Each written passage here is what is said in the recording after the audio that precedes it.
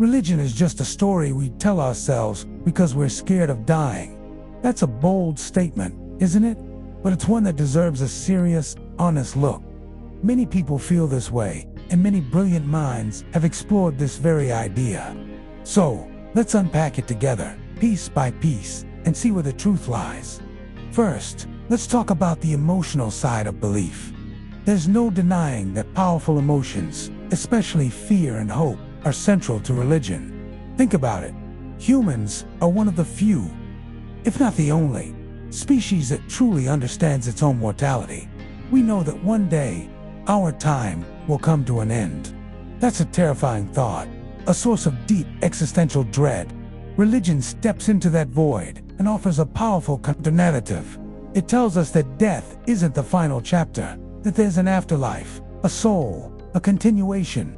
This isn't just wishful thinking.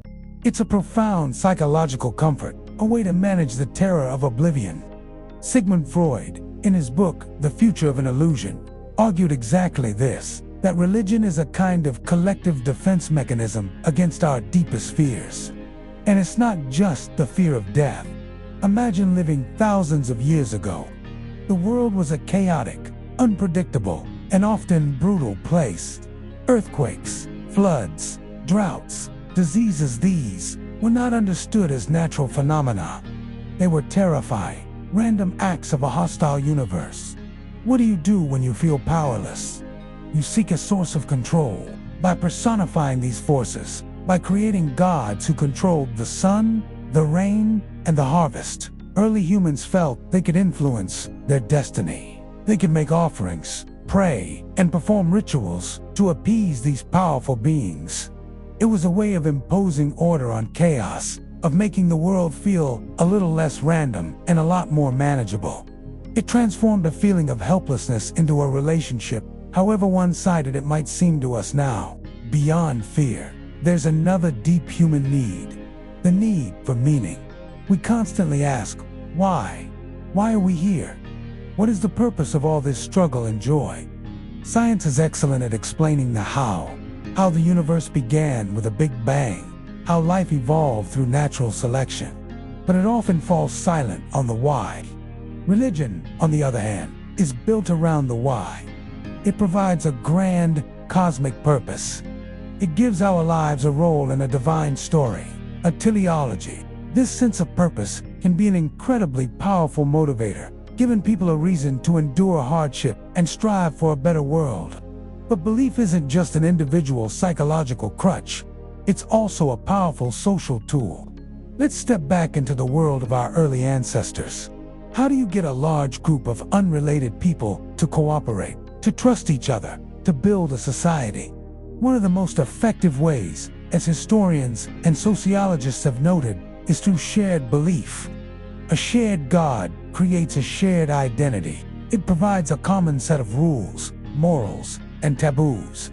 If everyone believes that an all-seeing, all-powerful deity is watching, they are more likely to behave ethically, even when no one else is around.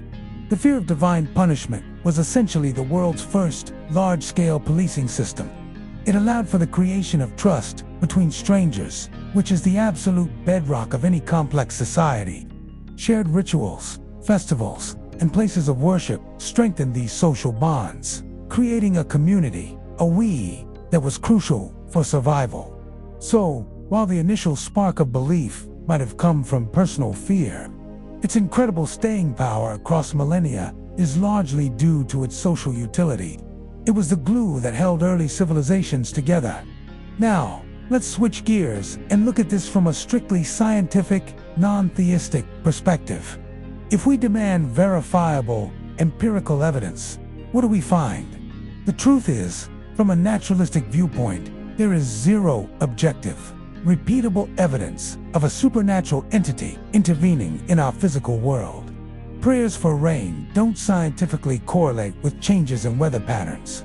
Miraculous healings, when investigated, often have alternative medical or psychological explanations. Furthermore, the field of cognitive science of religion has shown us some fascinating things about the human brain. Our minds are pattern-seeking machines. We are hardwired to see agency and intention everywhere. We see faces in the clouds. We assume a rustle in the bushes is a predator, not just the wind. This hyperactive agency detection device, as some scientists call it, was great for survival on the savannah. But it also makes us prone to assuming that an intelligent mind is behind unexplained events. It is a small cognitive leap from our "do you know what caused that lightning strike" to someone, a powerful being, must have caused it. From this perspective, gods are not external realities, but rather projections of our own psychology. They are cultural manifestations of our innate cognitive biases, our emotional needs, and our social instincts.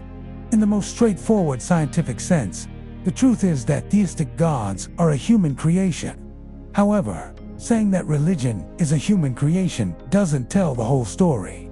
And this is where the nuance comes in. To reduce all religious experience to just fear is an oversimplification.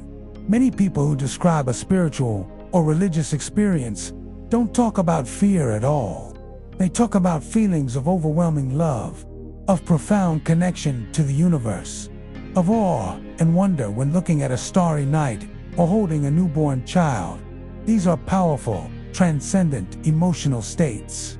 While these feelings don't prove the existence of a god, they are undeniably real human experiences. The interpretation of these feelings as divine is a human act, but the feelings themselves are authentic. Moreover, even if the metaphysical claims of religion aren't true, the impact it has had on humanity is very real. Religion has inspired some of the most beautiful art, music, and architecture the world has ever known. It has motivated countless acts of charity, compassion, and self-sacrifice.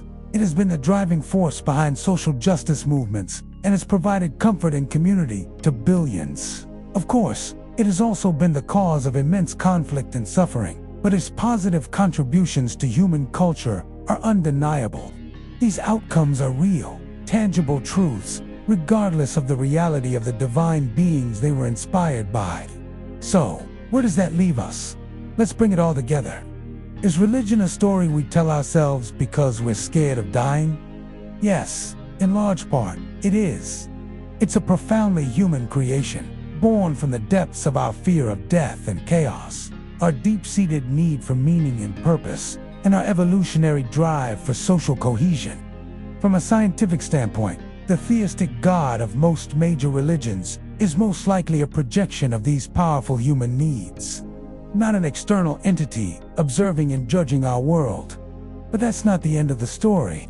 The truth is also that the emotions that fuel belief, fear, yes, but also love, hope, awe, and wonder are an authentic and fundamental part of the human experience.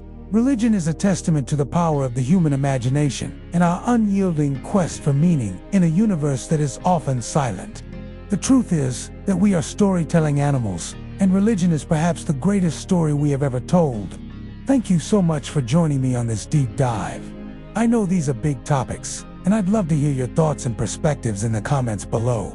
If you enjoyed this exploration and want more content that tackles big questions with honesty and curiosity, please consider liking this video and subscribing to the channel.